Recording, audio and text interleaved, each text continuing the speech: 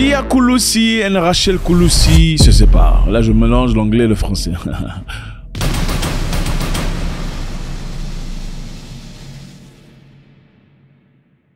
Ok, j'espère que ça va. Toujours avec beaucoup de plaisir.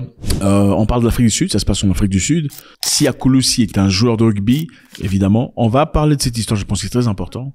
Je sais que généralement vous aimez vos histoires de Cameroun, ça se passe au continent, ça se passe en Côte d'Ivoire, ça se passe au Sénégal et tout le bazar. Je pense qu'il est important. L'Afrique n'a pas été définie par sa langue ou par ses langues. L'Afrique est définie par les langues, surtout étrangères. Non, l'Afrique, c'est l'Afrique. C'est un continent. Je pense que ce qui se passe ici devrait vous intéresser aussi là-bas et en tirer de leçons. Ok? Sia Kouloussi, un jeune Sud-Africain qui a grandi dans des conditions tout à fait pas extraordinaires, c'est le capitaine de l'équipe de rugby de l'Afrique du Sud. Et ça, c'est grand, c'est très fort. C'est très fort, pourquoi? Parce que regardez l'Afrique du Sud et son équipe de rugby il y a quelques années. Regardez l'équipe de l'Afrique du Sud dans les années 90. Regardez l'équipe de l'Afrique du Sud dans les années 80.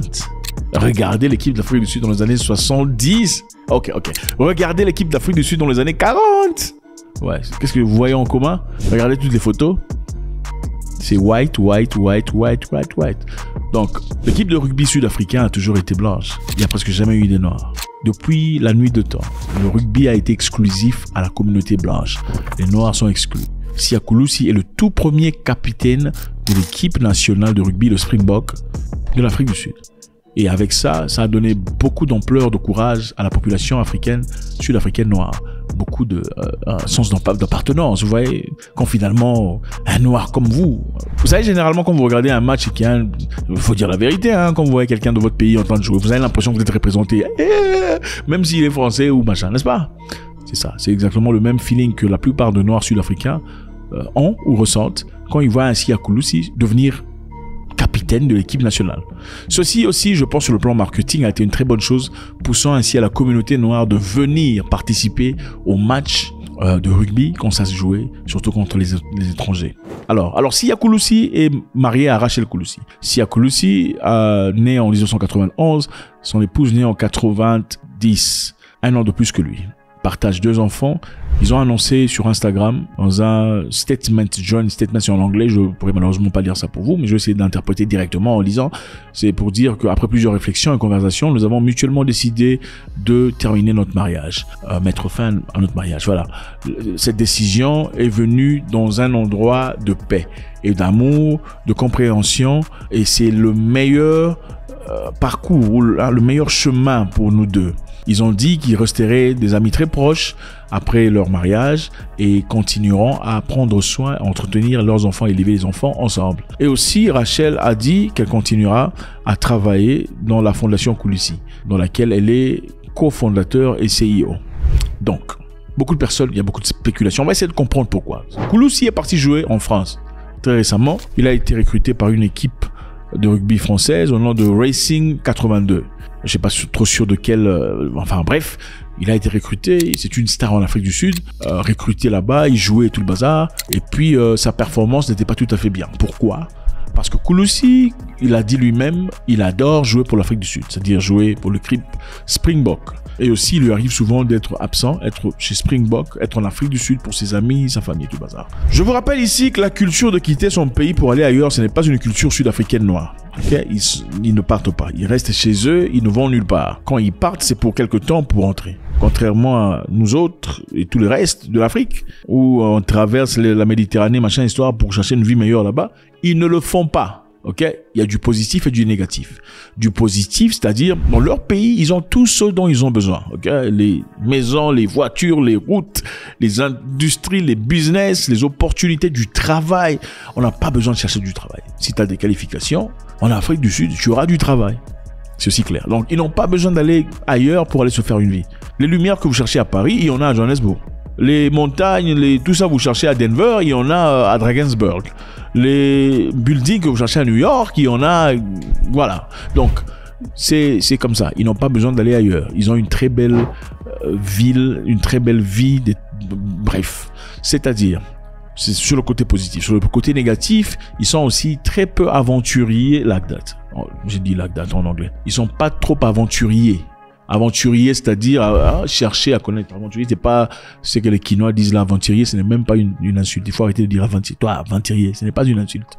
Aventurier, ce n'est pas une insulte. Bon, bref. Ok, j'aime les Quinois. On continue. C'est pour dire que les Sud-Africains n'ont pas tendance à aller chez autrui. Alors, ils sont dépassés quand ils voient les Africains venus d'ailleurs venir chez eux. Pourquoi vous ne rentrez pas chez vous? On vous demande tout le temps. Quand est-ce que tu rentres chez vous? Parce que dans leur culture, à chaque fois qu'il y a la fête, à chaque fois qu'il y a férié, ils rentrent chez eux. Comment ça, rentrer chez eux? Chacun vient d'une province, ok? Chaque Sud-Africain est originaire d'une province. Et ce que eux appellent la maison, ce n'est pas la capitale où vous habitez. Ce que eux appellent la maison, c'est chez eux dans la province d'où ils viennent. Ils quittent leur province comme KwaZulu-Natal, Eastern Cape, Limpopo et ailleurs. Ils viennent tous à Johannesburg pour travailler ou Cape Town, dans les grandes villes. Et quand il y a les vacances, ils rentrent tous dans leur province. Donc leur province est aussi développée parce que il faut constamment y rentrer, contrairement à beaucoup de pays africains ici, où les gens ont quitté leur province. Ils sont tous fous, ils sont tous à la capitale. Ils sont congestés, bloqués, tout le bazar. Les provinces sont foutues, on croirait au village. Chez eux, les villages n'existent presque plus.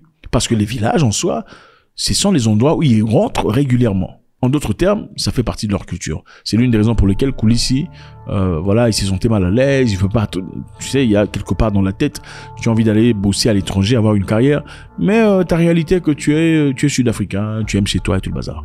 Son contrat de 3 ans a été renégocié, c'est après 1 an qu'il a été lâché et tout le bazar. Maintenant, quelle est la raison de leur séparation? Premièrement, on dit, beaucoup de personnes spéculent que monsieur aurait trompé, machin, tout ça, sa femme. Bon, prenons cet alibi. Vous savez, généralement avec nous, hein, il faut vous dire la vérité. Nous, je sais que c'est stéréotypé, mais on s'en fout. Généralement, quand on a de l'argent, quand on commence à avoir de l'argent, on devient très compliqué. Si tu veux vraiment savoir la loyauté d'un homme, regardez-le quand il a l'argent et les possibilités. Quand l'homme n'a rien, il n'est personne. Il y a des femmes qui vous diront, oh, mon homme, il est loyal, il est machin. Mais attends, maman, comment est-ce que tu sais que ton homme, est-ce qu'il a des options? Mais attends, monsieur n'a pas d'options. Comment tu peux dire qu'il est loyal? Il n'a pas d'options, personne ne veut de lui. On ne peut dire qu'une personne est loyale seulement quand vous voyez qu'il a des options et malgré ses options, il les refuse. Maintenant, beaucoup de personnes estiment que Siya Kolisi, puisqu'il est devenu capitaine de Springbok, un gars baraqué, machin, histoire, beau, enfin, beau, c'est relatif, enfin, bref, beau, c'est l'argent, hein, ne vous en faites pas, beau, c'est la poche, beau, c'est la poche. L'homme n'est pas censé être beau, hein. Même les femmes vous diront, moi, je n'aime pas mon homme qui soit trop beau. Un homme, quand il dit être trop beau, il dit comme une femme, féminisée. L'homme doit être comme un singe, quelque part. Mais la poche doit être belle. Voilà. Là, je parle comme voilà. Comme un Ivoirien. Ah là là. Bon, continuons. C'est pour dire, beaucoup de personnes estimaient que Siya Kolisi, à cause de l'argent, aurait changé. Hein, il a commencé à chercher tout ça, les nzonding dans les coins. Bon. Pensons aussi, vous savez, quand tu t'habitues à quelqu'un, hein, tu respectes de moins en moins. Parce que généralement, les hommes noirs traitent les femmes blanches très bien. Beaucoup mieux qu'ils ne traitent des femmes noires. Généralement, les hommes noirs traitent les femmes blanches beaucoup mieux qu'ils ne traitent des femmes noires. Les hommes blancs, généralement, ne demandent pas à la femme, va cuisiner pour moi. Ils ne font pas. Cuisine pour moi. Tu n'as pas jamais. Tu n'as pas préparé. Pourquoi il n'y a pas moi? Jamais. Ils ne font pas ça. Ils font ça avec nos sœurs. Pourquoi mes habits sont sales? Jamais ils ne font ça. Je ne sais pas pourquoi, mais quelque part dans la tête, ils se disent ce n'est pas son devoir. C'est ça. Il faut aussi dire, malheureusement, que les femmes noires aussi traitent les hommes blancs mieux qu'elles ne traitent des noirs. C'est ça, il faut dire la vérité. Ils sont tous toujours présents, toujours aux chaleurs. Ah, je fais ça pour un noir. Ah, toi, je suis fatigué, tu vois, tout ça. Enfin, bref. Est-ce que Siya Kolisi aurait peut-être de l'argent à cause de son argent? Changer. Deuxième chose, le fait d'avoir dit, nous nous séparons dans l'amiable. On se sépare après avoir discuté dans la propriété. Ce sont des choses que nombreux sont incapables de faire.